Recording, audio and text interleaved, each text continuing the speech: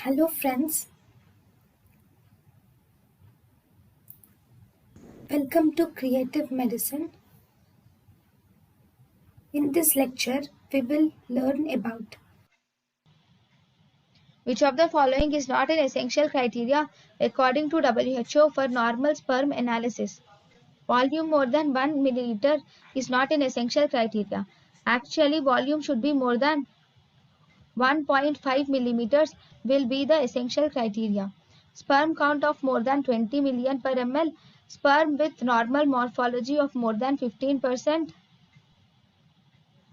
and also motility of the sperms should be more than 32 now. It is more than 32 now, 32%. And sperm with normal morphology. The normal morphology should be more than 4 ml, 4% of normal forms morphology.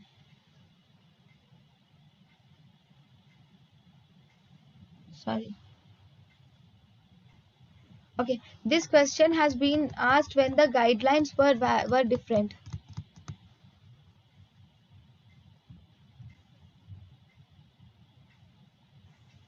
So we'll omit it, okay? Do not record this question.